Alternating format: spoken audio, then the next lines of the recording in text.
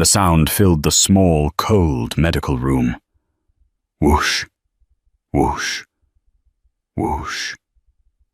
It was the sound of a strong, healthy heartbeat, but it shouldn't have been there. Elira gripped the paper gown, her knuckles turning white, staring at the ultrasound monitor in pure horror. She hadn't been with a man in over 2 years. She came in for a simple health check, nothing more. "There must be a mistake," she whispered, tears stinging her eyes. The doctor didn't look at her. He looked terrified. He knew something she didn't. That heartbeat didn't belong to just any baby. It belonged to the heir of the city's most ruthless monster, Jaden Moretti. And he would tear the world apart to get it back. The waiting room of the Lennox Mercy Fertility and Wellness Center smelled of expensive lilies and harsh antiseptic. It was a smell that made Elira Vance nauseous, though she attributed that to the stale coffee she'd had before her shift at the diner. Elira was 24, struggling to pay off her late mother's medical debts, and living in a shoebox apartment in Queens.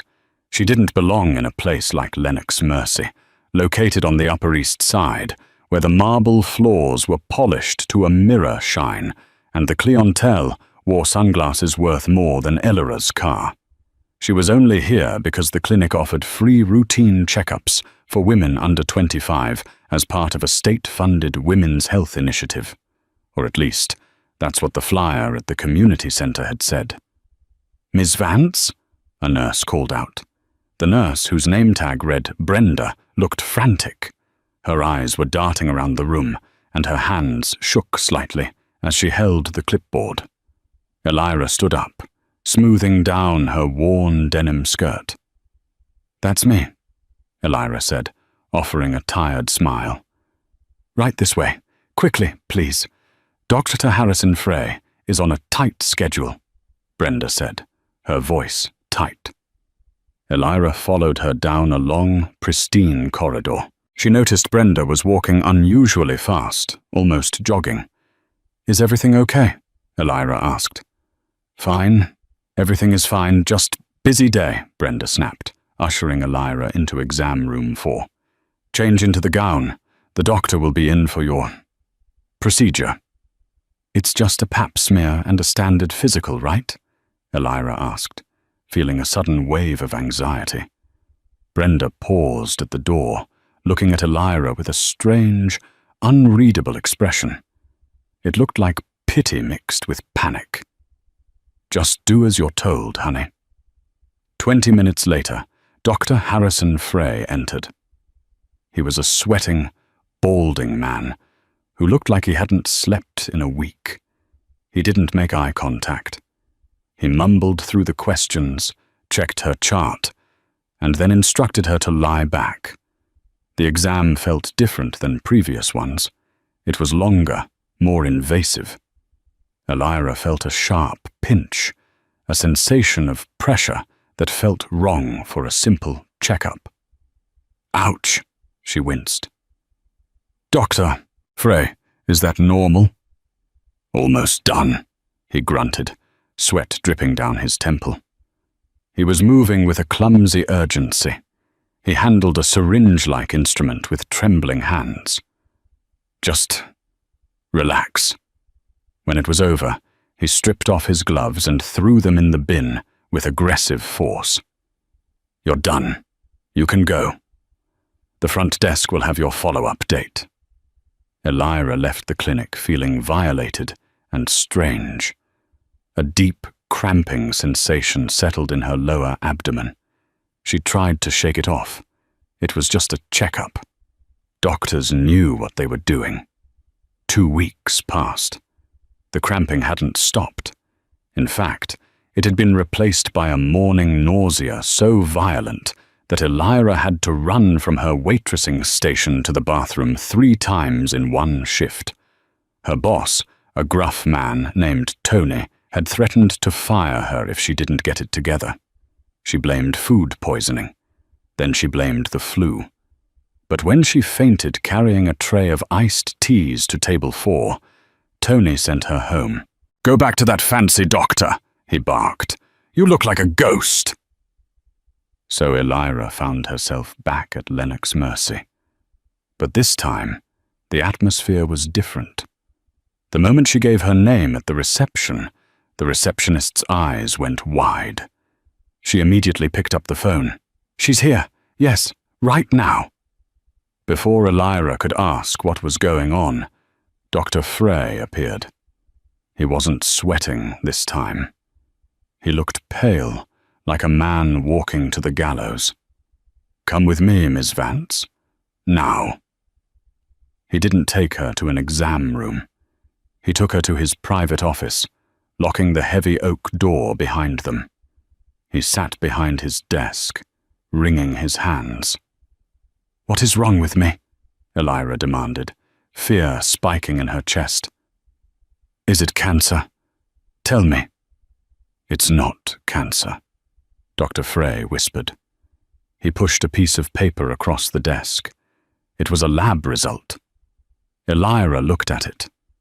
The medical jargon was confusing, but one word stood out clearly. Positive. "I don't understand," Elira said. "What is positive?" "Your pregnancy test, Elira. You are pregnant." The room spun. Elira laughed, a harsh, hysterical sound. "That's impossible. You have the wrong file. I haven't been with anyone in 2 years, not since my ex moved to Chicago. It's literally impossible." Dr. Frey took a deep breath. He looked like he was about to vomit. "It was an error, a catastrophic error. 2 weeks ago, when you came in, there was a mix-up in the lab prep room. Nurse Brenda, she was under a lot of pressure. She swapped the trays." Elira stared at him, her mouth agape. "Swapped the trays? You were supposed to receive a PEEP smear. The patient in room 3 was supposed to receive an intrauterine insemination, a very specific, very expensive procedure." Dr. Frey's voice dropped to a terrified whisper. "Brenda used the sample intended for room 3. On you." Elira stood up, knocking her chair over. You artificially inseminated me.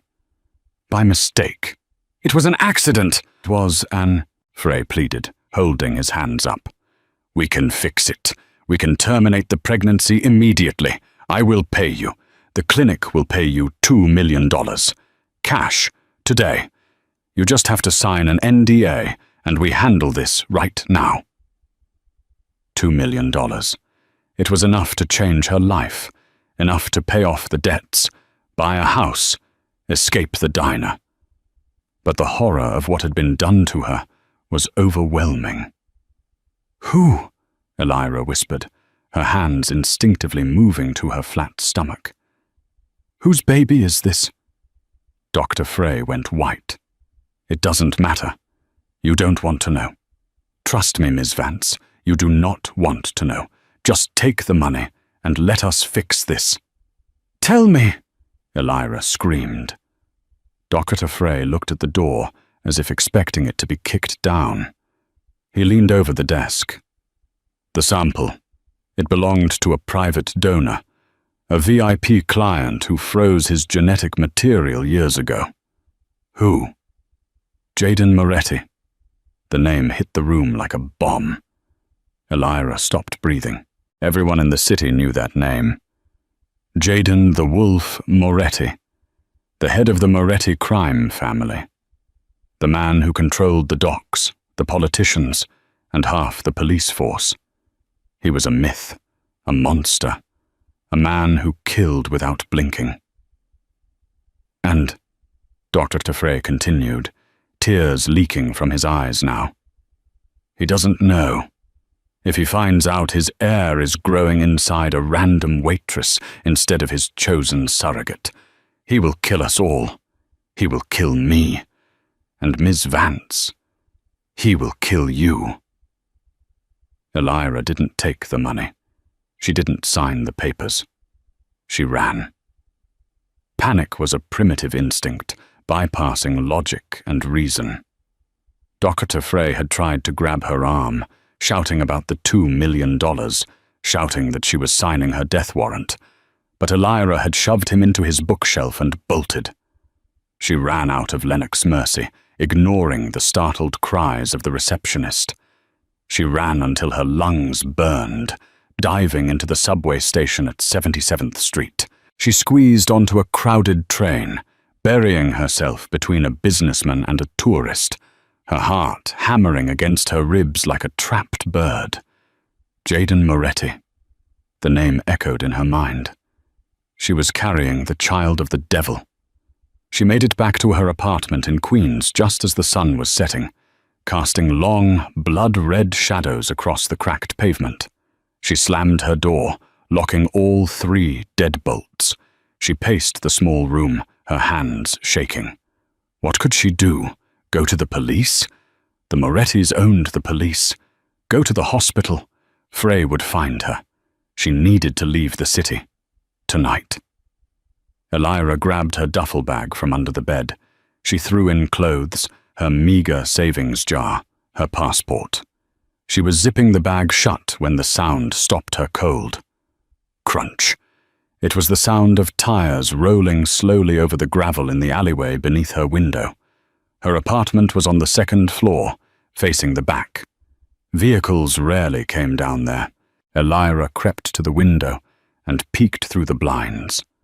3 black Cadillac Escalades were idling in the alley. The windows were tinted pitch black.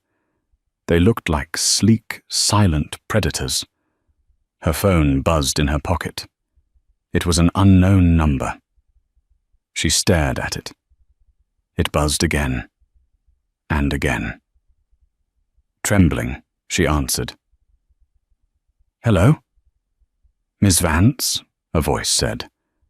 It was smooth, deep, and terrifyingly calm. "Open the door." "Who is this?" she whispered. "You know who it is. Open the door, Elira, or my men will take it off the hinges, and I prefer not to make a scene in a residential neighborhood." It was him. Jaden. I'm calling the police," she lied, backing away from the window. "The police are currently dealing with a distraction on the other side of the borough. They won't come," Jaden said. "You have 10 seconds. 1, 2. Elira looked at the fire escape. If she climbed out, they would see her. There was no way out. 3, 4. She heard heavy footsteps on the stairs outside her apartment. Not rushing, just steady, heavy, inevitable steps. 5, 6. "Please," she whispered into the phone. "I didn't do anything. It was an accident. We'll discuss the nature of the accident face to face. 7, 8. Elira dropped the phone. She couldn't move. She stood frozen in the center of her living room as the lock on her door clicked. It didn't break. Someone outside had a key. Or a pick. The door swung open. The hallway was filled with men in suits. They were huge, their jackets bulging with the unmistakable outline of shoulder holsters. But they stepped aside. A man walked in. Jaden Moretti was taller than he looked in the blurry paparazzi photos. He was over 6 feet, wearing a charcoal suit that cost more than Elira's entire building. He had dark, swept-back hair and eyes the color of cold steel. A scar ran through his left eyebrow, giving him a permanently dangerous expression. He didn't look like a thug. He looked like a king who had just walked into a peasant's hovel. He closed the door behind him, shutting out the bodyguards. It was just the 2 of them. Elira backed up until her legs hit the edge of her sofa. "Don't hurt me," she whimpered. Jaden scanned the room. He looked at the peeling wallpaper, the cheap rug, and finally, the duffel bag on the bed. "Going somewhere?" he asked. His voice was low, vibrating in the small room. "I didn't steal it," Elira blurted out, her hands covering her stomach protectively. "I went for a checkup. The doctor. He messed up. He told me it was a mistake." Jaden took a step closer. The air in the room seemed to drop 10 degrees. "Dr. Frey has already been debriefed. He told me everything before he met his unfortunate end an hour ago." Elira gasped. "You killed him?" "Incompetence has consequences," Jaden said coldly. He stopped just a foot away from her. He smelled of rain, expensive cologne, and tobacco. He looked down at her, his gaze dropping to her stomach. For a second, a flicker of something passed through his eyes. Not softness, possessiveness. "Do you know what you are carrying, Elira?" he asked. "A baby," she whispered. "My legacy," he corrected. "I have enemies, Elira. Enemies who would pay millions to see my bloodline ended before it begins. And now, my legacy is inside a woman I don't know. A woman with no protection. A woman living in a place with a lock a child could pick." "I can take care of myself," she said, though her voice shook. Jaden laughed, a dry, humorless sound. "No, you can't. If I found you this easily, my enemies will find you by morning. The Russians, the Triads, or perhaps my own business partners who want to see me fall." He reached out. Elira flinched, closing her eyes, expecting a strike. Instead, she felt his hand, large and warm, rest gently on her chin. He tilted her head up, forcing her to look into his steel-grey eyes. "You have 2 choices, Elira Vance," Jaden said. "Choice A, you stay here. I walk out that door. Within 6 hours, a hit squad will come through that window. They will kill you, and they will ensure my child never takes a breath." Elira swallowed hard. "And choice B?" "Choice B. You come with me. You live in my house. You eat my food. You sleep under my roof. You become my property until that child is born." "And after?" Elira asked, tears spilling over. "After the baby is born?" Jaden's face hardened. He dropped his hand from her chin. "We will cross that bridge when we get to it. But know this, no one takes a Moretti away from me. Not even the mother." He turned and opened the door. "Grab your bag. We leave now." Elira looked at her pathetic apartment. She looked at the man who terrified the entire city. She realized she didn't really have a choice at all. If she wanted this baby to live, and despite the shock, a fierce instinct was already blooming inside her, she had to go with the devil. She grabbed her bag. "Smart girl," Jaden murmured as she walked past him. As they walked down the stairs, flanked by armed guards, Elira didn't notice the black sedan parked down the street, its headlights off. Inside, a woman with blonde hair and manicured nails watched them through binoculars. Vanessa Sterling, Jaden's fiancée, lowered the binoculars. Her lips curled into a snarl. "She's with him," Vanessa hissed into her phone. "The little rat is with him. Get the crew ready. She doesn't make it to the 3rd trimester." The Moretti estate wasn't a house. It was a fortress disguised as a palace. Located in the secluded hills of upstate New York, it was surrounded by 10-foot stone walls, topped with electrified fencing. Cameras swiveled on every corner, like mechanical hawks, and men with assault rifles patrolled the perimeter with German shepherds. Elira had been there for 3 days, and she felt less like a guest and more like a prize bird trapped in a gilded cage. Her room was larger than her entire apartment in Queens. It had floor-to-ceiling windows overlooking a manicured garden, a 4-poster bed with sheets made of Egyptian cotton, and a walk-in closet filled with clothes that fit her perfectly.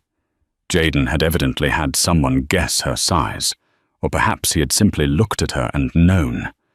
The thought made her shiver. She hadn't seen Jaden since the first night. Her meals were brought to her by a stern, older woman named Mrs. Galloway, the housekeeper, who spoke only when necessary. "Eat," Mrs. Galloway said, setting a tray of grilled salmon and spinach on the table. "Mr. Moretti insists you maintain a high-protein diet for the heir." "Does Mr. Moretti intend to visit me, or am I just an incubator to him?"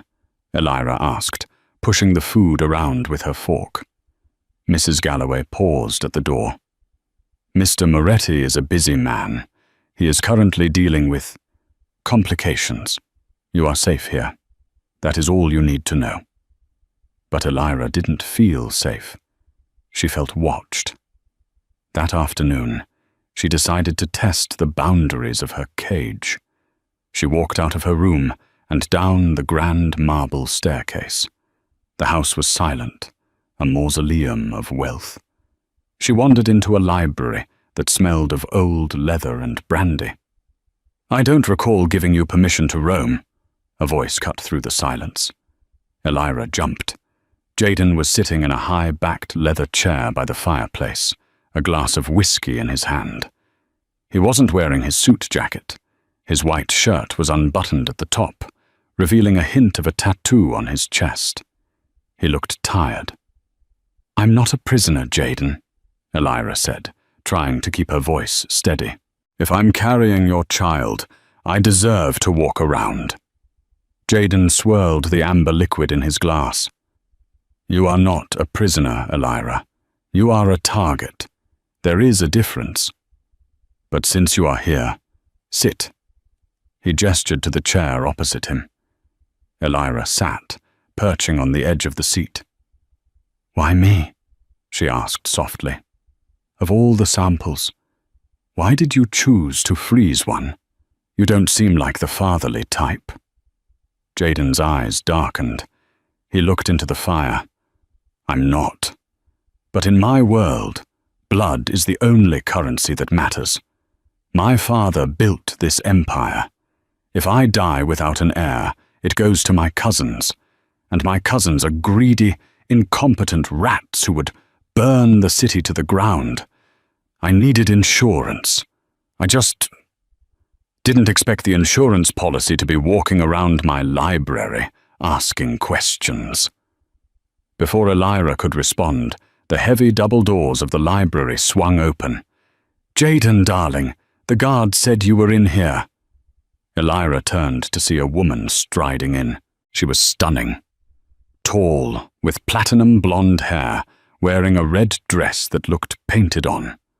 Her heels clicked sharply against the hardwood floor. This was Vanessa Sterling. Vanessa stopped when she saw Elira. Her smile didn't falter, but her eyes, ice blue and sharp, narrowed instantly. "And who is this?" Vanessa asked, her voice dripping with artificial sweetness. Jaden stood up, his expression unreadable. "Vanessa, this is Elira Vance. She is staying with us for a while." "The waitress," Vanessa laughed, a sound like breaking glass. "Oh, Jaden, I heard rumors about the mix-up at the clinic, but I didn't think you'd actually bring the little stray home. You should have just paid her off and handled the extraction." Elira felt a surge of anger. "I'm right here," she said. Vanessa ignored her, walking up to Jaden and placing a possessive hand on his chest. "Jaden, think about the optics. We are to be married in 6 months. Having a pregnant mistress living in the house? It's tacky."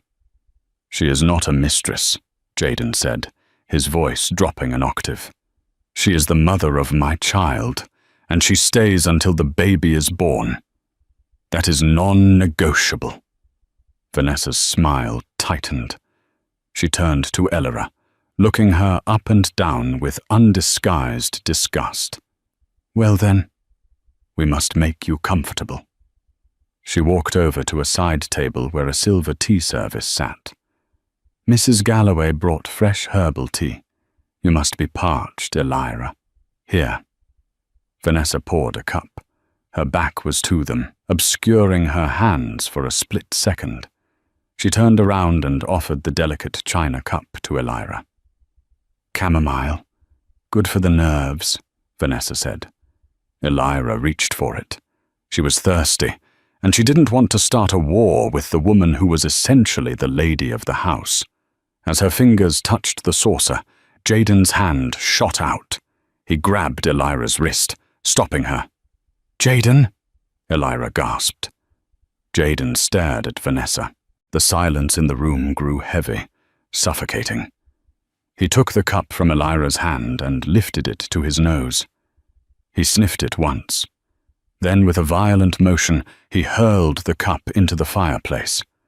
The china shattered, and the liquid hissed as it hit the flames, flaring up with a strange greenish hue.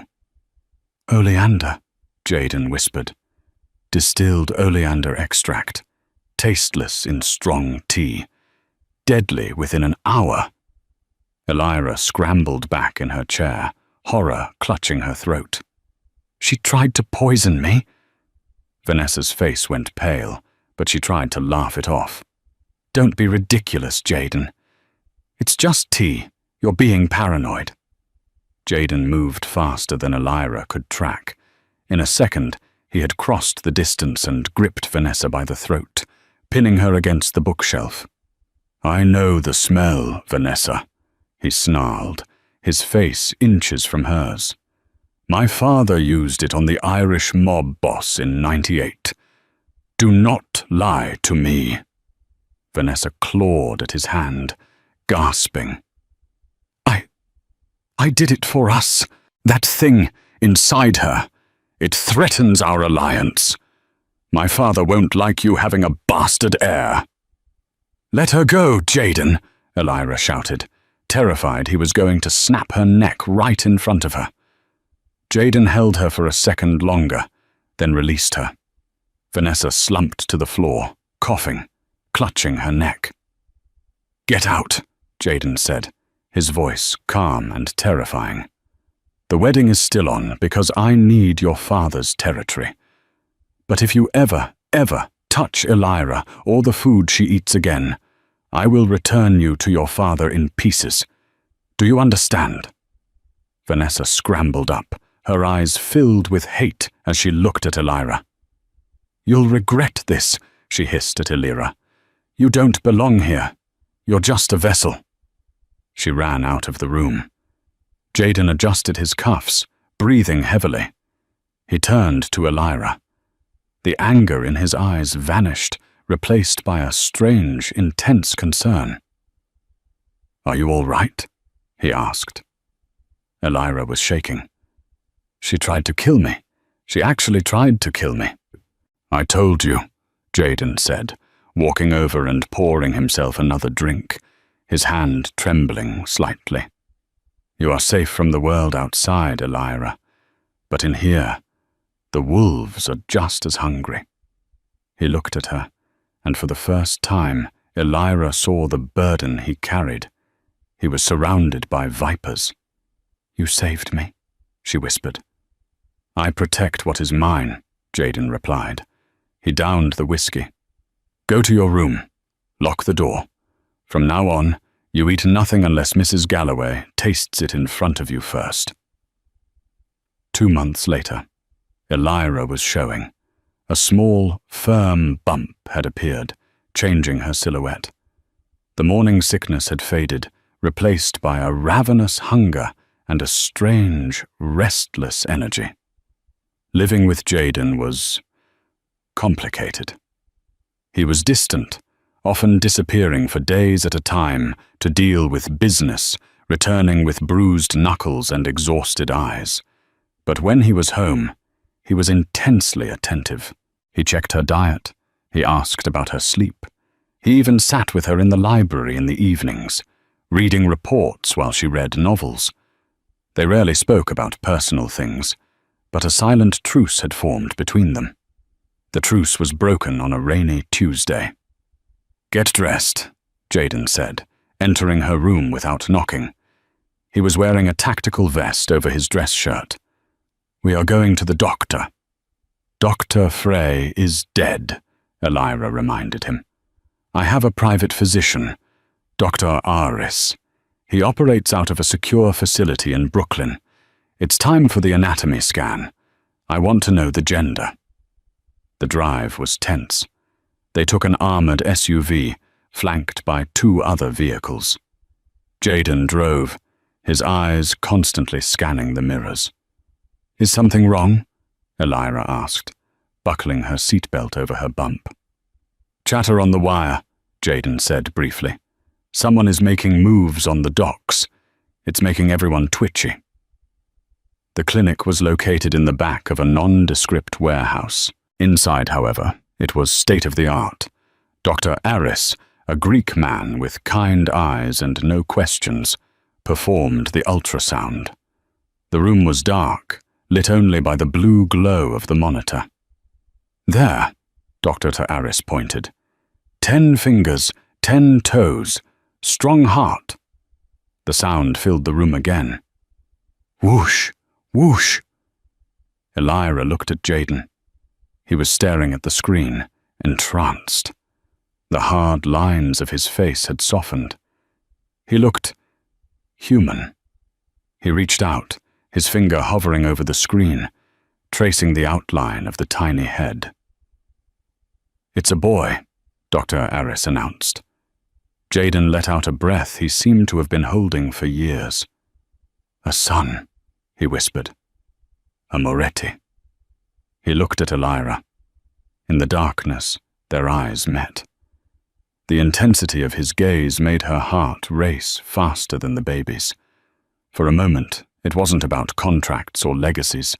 It was just a man and a woman, bound together by the miracle of life. "Thank you," he said, his voice rough. They left the clinic an hour later, the sonogram picture tucked into Jaden's breast pocket like a medal of honor. The rain had turned into a torrential downpour. They got back into the SUV. "We go the back way," Jaden spoke into his radio to the other cars.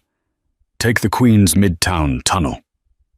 They were halfway to the tunnel entrance, navigating a narrow industrial street, when the world exploded. The lead car, the one in front of them, suddenly erupted into a fireball. An RPG had hit it from a rooftop. "Get down!" Jaden screamed, slamming on the brakes. He threw his arm across Elira's chest, pinning her to the seat as the SUV skidded on the wet asphalt, spinning 180 degrees. Bullets began to ping against the armored glass like hail. Thwack, thwack, crack. "Stay down!" Jaden unbuckled his seatbelt and drew a handgun from his holster. "Jaden!" Elira screamed, covering her head.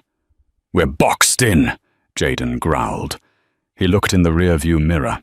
A heavy truck had blocked the street behind them. Men in ski masks were pouring out of a van, carrying automatic rifles. "Listen to me," Jaden said, grabbing Elira's face. "The glass holds for maybe 30 seconds against this caliber. I'm going to open my door and draw their fire. You crawl into the driver's seat and drive. Do not stop for anything." "No, I can't leave you. You are carrying my son," Jaden roared, his eyes blazing. "You drive." He kicked his door open and rolled out onto the wet pavement. He began firing instantly. Bang, bang, bang. 2 attackers dropped. The distraction worked. The gunfire shifted toward Jaden, who was taking cover behind the engine block. Elira scrambled into the driver's seat. She was shaking so hard she could barely grip the wheel. She looked out the window. Jaden was a demon. He moved with terrifying precision, taking shots, moving, reloading. But there were too many of them. She saw a man on the rooftop aiming a sniper rifle. He wasn't aiming at Jaden. He was aiming at the gas tank of the SUV. "No!" Elira screamed. She didn't drive away. She slammed the car into reverse. The heavy armored bumper of the SUV smashed into two of the attackers approaching from the rear.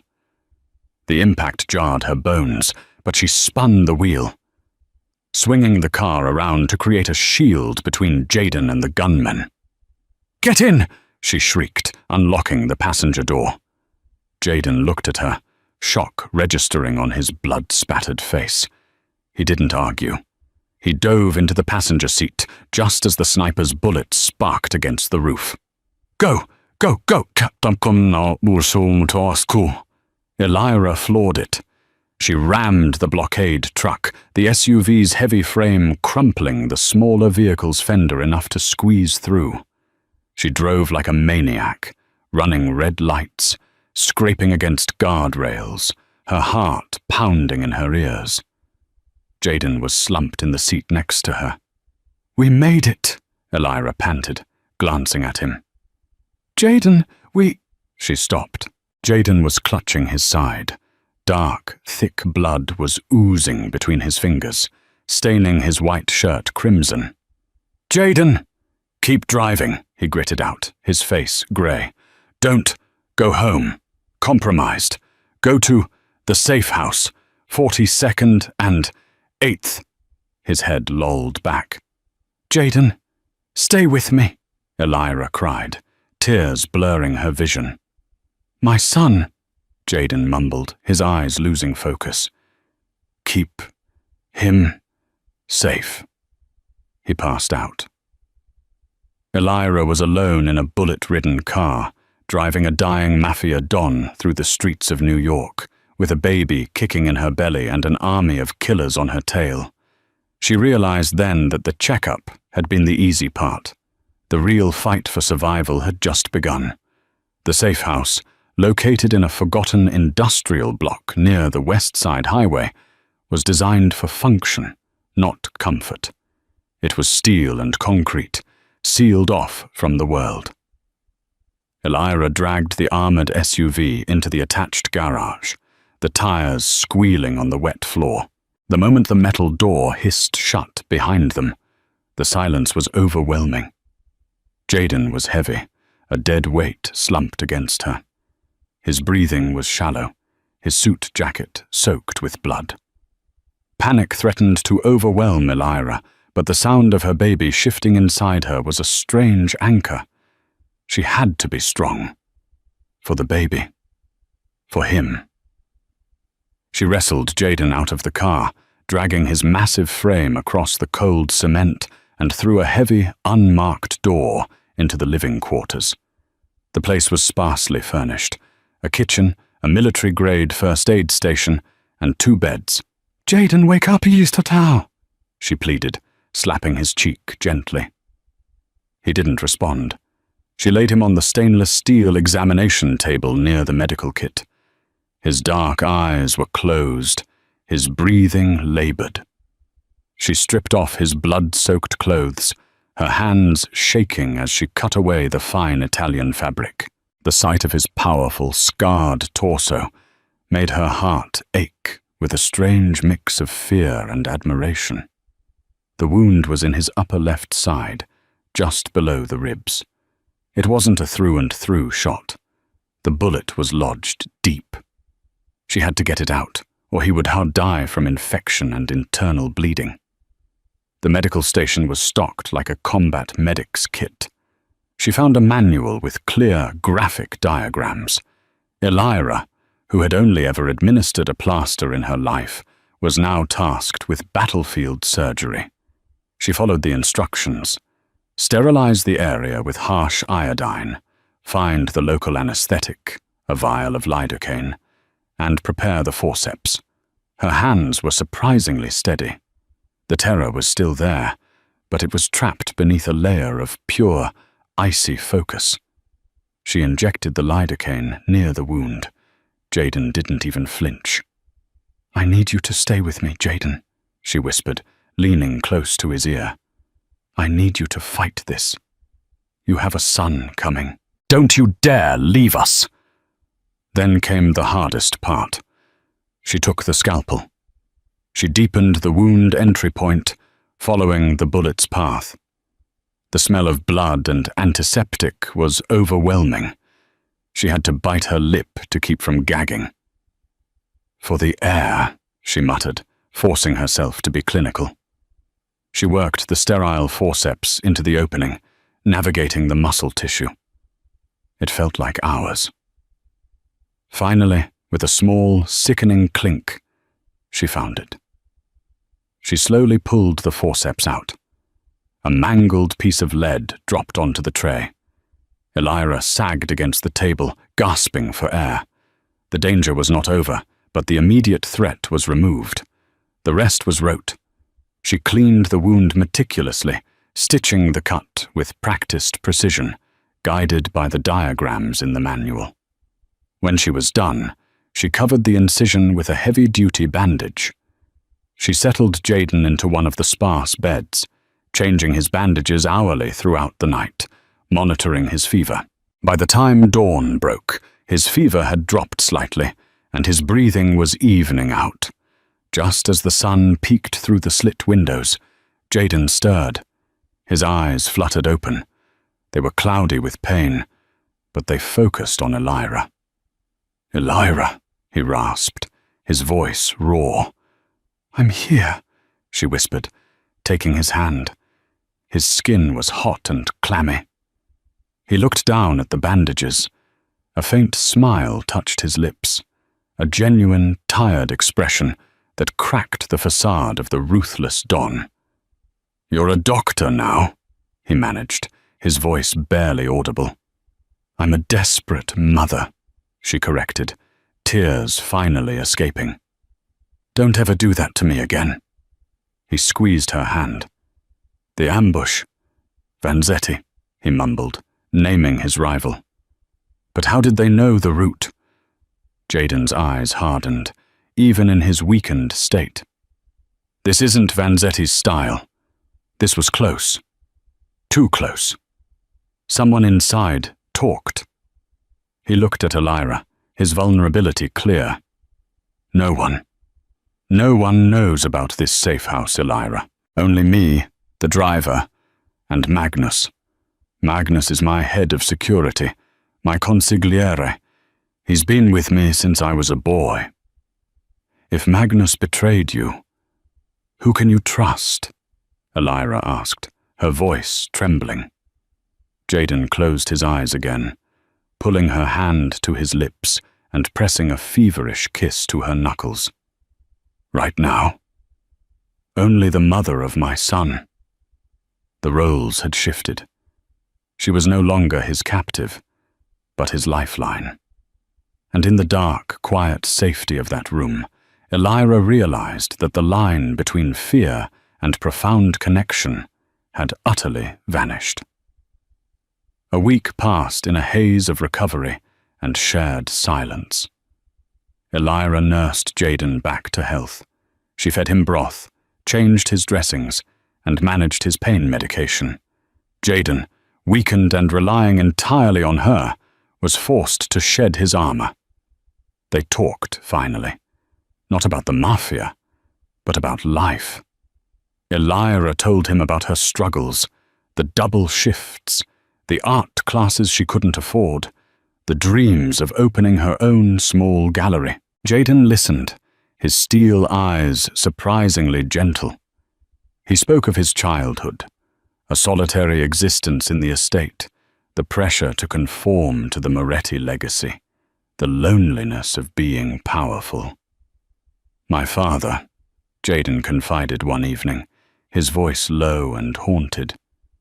"He made me watch when I was 15. He said you have to see the blood spill to understand the cost of empire." "Did you ever regret it?"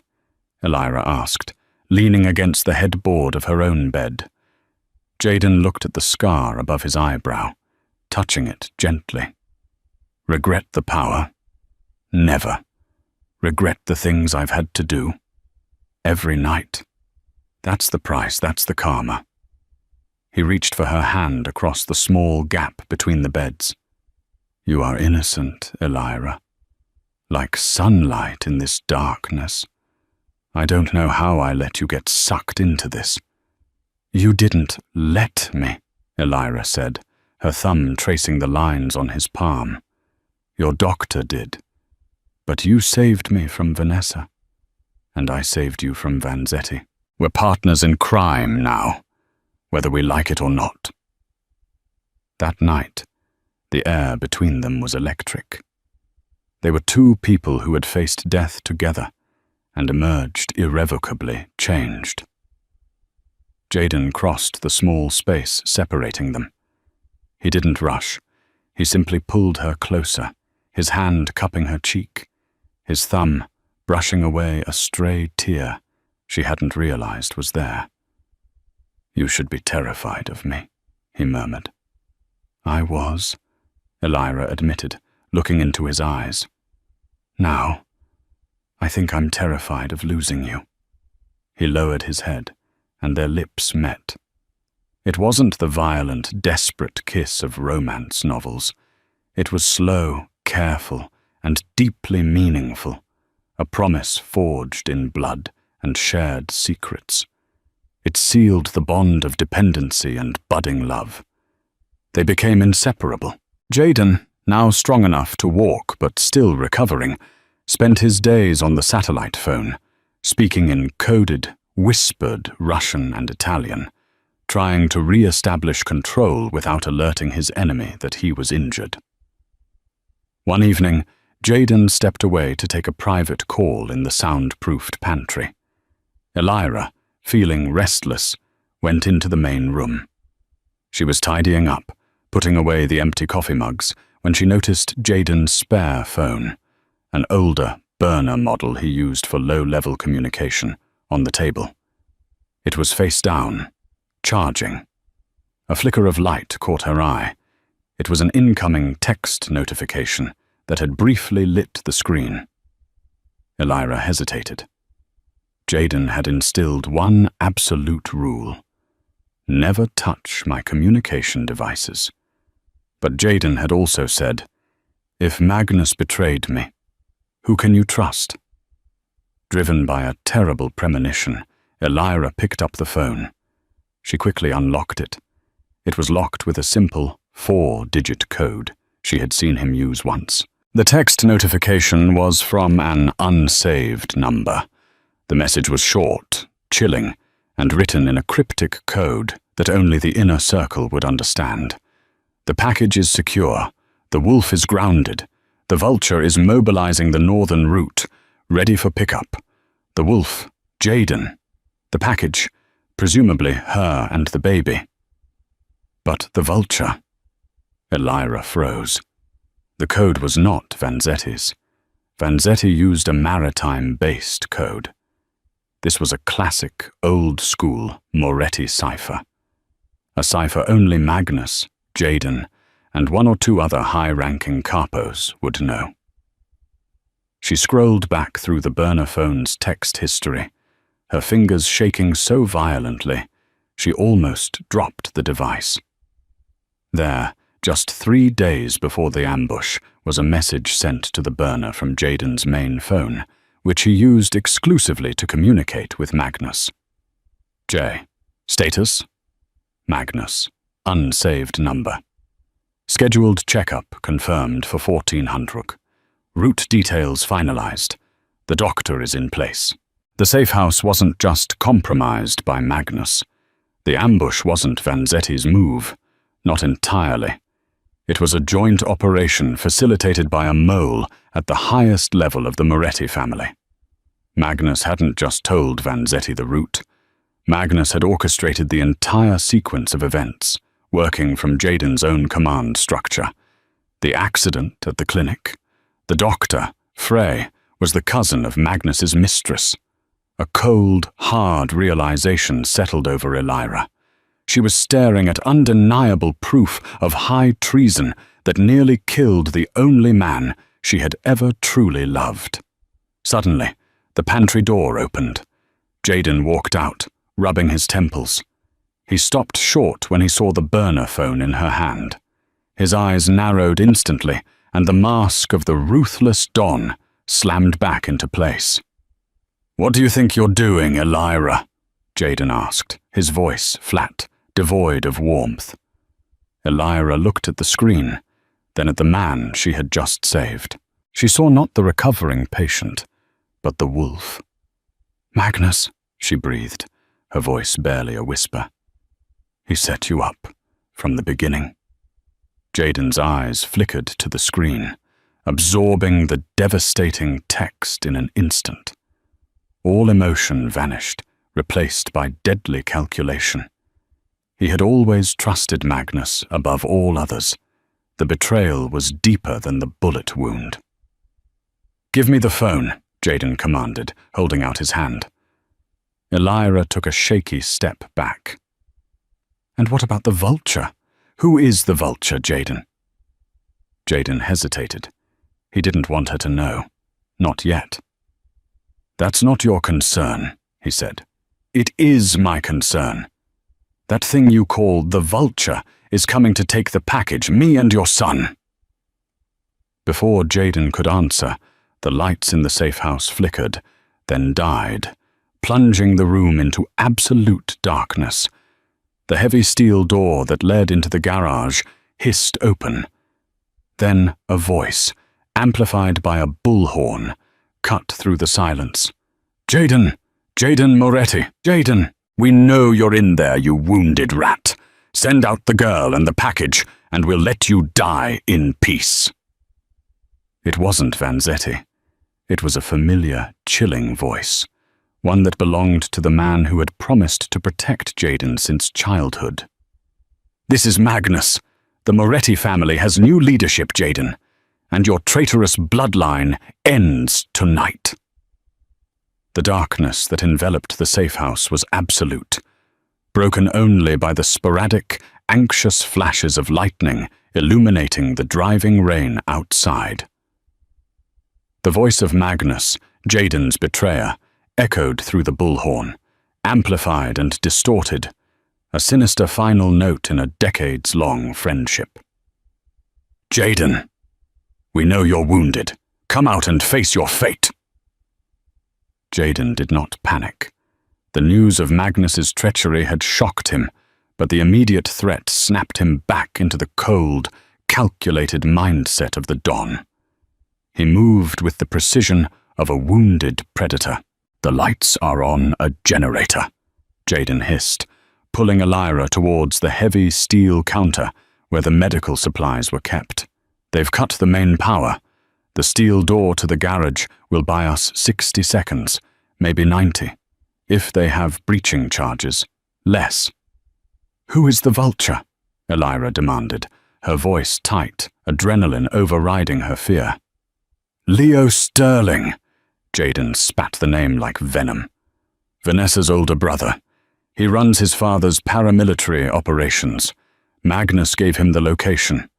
They want the heir, but more importantly, they want the public execution of the Moretti line." Jaden reached into a hidden panel beneath the counter and pulled out two things, a heavy-duty, suppressed Glock and a keycard. "I taught you how to shoot, Elira. Now you prove you learned," he said, pressing the gun into her hands.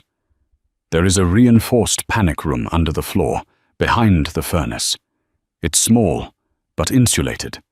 Get in, lock yourself down. You are the package. You do not expose yourself." Elira shook her head. "I'm not leaving you." "That is not a request," Jaden roared, gripping her shoulders. "I am going to the roof generator. I need to bring the power back online, or the surveillance feeds are useless. I'll make a diversion. When I shout, you run." Before she could argue, the explosion hit. The garage door buckled inward with a terrifying boom. Shrapnel tore through the reinforced entrance door, spraying across the room. The men were inside. "Go!" Jaden shoved her toward the utility closet, then drew his own weapon. disappearing into the maze of concrete pillars that supported the structure. Elira hesitated for only a second. She crouched behind the counter, the heavy Glock feeling unnatural but solid in her trembling hands. She heard the distinct, heavy footsteps of the attackers. Then she saw Jaden. He emerged from the shadows, flanking the advancing gunman. Crack, crack, crack. His shots were precise, but slow. The pain from his side wound was slowing him down. "Magnus," Jaden's voice echoed, cold and challenging. "You forget who raised you." Magnus stepped into the light, flanked by 2 armed men. He wasn't wearing a suit. He was in black tactical gear, his face grim. "You grew weak, Jaden," Magnus shouted over the din. "The family needs a Don who doesn't obsess over a bastard child from a street rat. Antonio Corleone and Don Sterling will merge the families under a new structure. They just need you out of the way." Jaden fired, grazing Magnus's shoulder. Magnus returned fire, forcing Jaden to dive behind a thick pillar. Elira knew Jaden couldn't hold them off alone. He was bleeding again. His desperation was palpable. She took a deep breath. She raised the Glock. She didn't aim at Magnus. She aimed at the exposed conduit running along the wall near the intruders. Bang! The shot was wild, but it hit the conduit. Sparks flew, showering the intruders in a flash of blinding light and causing a temporary power surge that flickered the main lights back on for a split second before dying again. The chaos worked.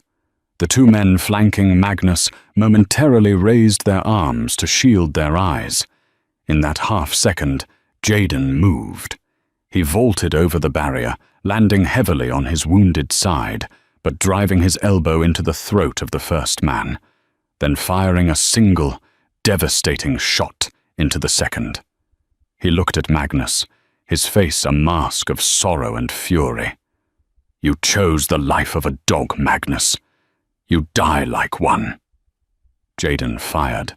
Magnus dropped, clutching his chest, his eyes wide with disbelief, the bullhorn tumbling from his hand. The momentary victory was shattered by a new voice, calm and cultured, emerging from the garage entrance. "Amateur hour, Jaden. Did you think your little hiding spot was a secret?"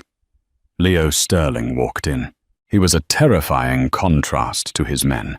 He wore a tailored suit and polished shoes, carrying a custom automatic rifle with unnerving casualness.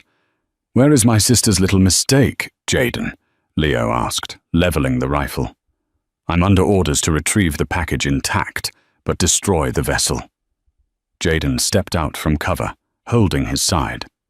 "You'll have to kill me first, Leo." "A pleasure." Leo fired. Jaden braced himself, but Leo didn't aim for the chest. He fired 2 shots into Jaden's knees. Jaden screamed, a guttural sound of pain and helplessness, and crumpled to the floor. "Jaden!" Elira cried, scrambling out from cover, dropping her gun and running toward him. Leo Sterling caught her easily, wrapping a powerful arm around her waist and pressing the cold barrel of the rifle against her temple. "Got the vessel," Leo drawled into his earpiece. "The package is secure." Elira struggled against his grip, sobbing as she looked down at Jaden, who was dragging himself toward her, leaving a thick trail of blood. "Let her go, Leo," Jaden gasped, his voice broken. "The old guard is done, Moretti," Leo sneered, pulling Elira back toward the garage. "Vanessa will be pleased to raise the heir. She'll ensure the child is properly indoctrinated. As a Sterling, not a Moretti." But as Leo dragged Elira, a new pain seized her. A pain that had nothing to do with fear and everything to do with inevitability. A sharp, crushing wave of agony ripped through her abdomen. She gasped, doubling over. "Stop struggling, wench!" Leo barked, tightening his grip. I can't," Elira choked out, staring down in horror. "The baby. It's coming." A scream tore from her throat as a heavy contraction gripped her. The floor was wet, the air filled with the smell of gunpowder and blood. Leo Sterling looked down at the floor, where a small puddle was spreading around Elira's feet. His cultivated composure cracked, replaced by utter disgust. "Are you serious? Now? Get out of the way, you filthy animal." Leo shoved her away, tossing her onto the concrete floor like a sack of trash, terrified of the biological mess. Elira hit the floor hard, crying out. Jaden, his legs useless, saw his chance. The vulture had flinched. The wolf had one final move. He dragged himself over to the Glock. Elira had dropped, snatched it up, and fired 3 quick shots into Leo Sterling's torso. Leo dropped his rifle, staggering back against the garage wall, staring down at his pristine white shirt blooming crimson. Jaden didn't look at Leo.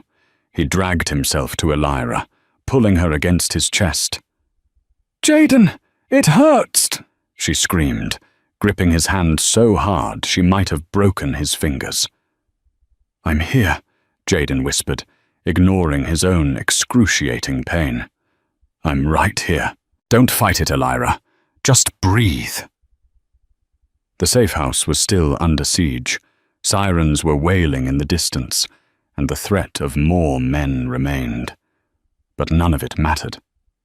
Jaden, the ruthless Mafia Don, was focused only on the woman in his arms. He looked down. He saw the crown of his son's head emerging. He coached her, his hands that had crushed bones and signed death warrants, now working with tenderness and absolute focus. He held her hand, guided the baby, and whispered Italian words of reassurance and love that Elira had never heard him speak before. With a final, shattering push, a cry pierced the smoke and the silence. A loud, healthy, furious cry.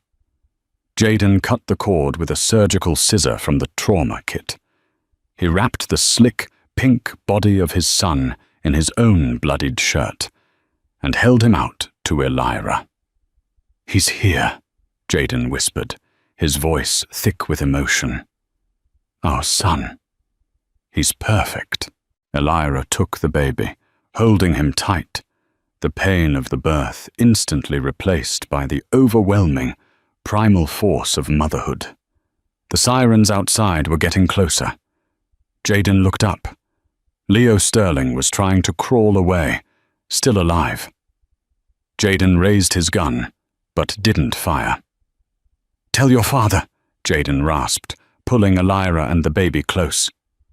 "Tell Don Sterling that the Moretti heir was born today, amidst your failure. Tell him the wolf is wounded, but not dead." He grabbed the keycard from the floor and pressed the button hidden beneath the counter. A hidden, reinforced wall section slid open, revealing the small, insulated panic room. Jaden pushed Elira and the baby inside. "The authorities will be here in minutes," Jaden said, his eyes filled with a desperate, painful love. "You are innocent. They will believe you were kidnapped. You will give them the story. You will keep our son safe." "What about you?" Elira cried. "I need to disappear," Jaden said, closing the heavy steel door. "I can't be found here, but I will find you. Wait for me, Elira. I promise you this. I always claim what is mine." The door slammed shut. Elira was sealed in the darkness, alone with the warmth and the vigorous cry of her newborn son. She listened as Jaden dragged his bleeding body out of the room, towards the back entrance, leaving her to face the world and the authorities alone, holding the most precious, most dangerous baby in New York. The baby that had begun as a catastrophic mistake, but had ended up as their defiant, living future. And so the story of Elira Vance, the waitress who went in for a routine checkup, became the legend of the woman who held the fate of the Moretti dynasty in her hands. She survived poison, a siege, and giving birth on a concrete floor next to a dying Mafia don, all for the love of the tiny heir that Jaden Moretti would stop at nothing to reclaim. Jaden vanished that night, but Elira knew the wolf would always return to his mate and his son. The Mafia world is built on violence and betrayal, but in the heart of the storm, they found a love that was ruthless, undeniable, and bound by blood. Did Jaden return for his family? Did Elira manage to keep their son safe from Vanessa and the remnants of Don Sterling's revenge? We need your thoughts. If you loved this dramatic journey, hit the like button. Share this story with another drama fanatic, and subscribe to the channel and ring that bell so you don't miss the upcoming sequel. The Vengeance of the Wolf's Bride.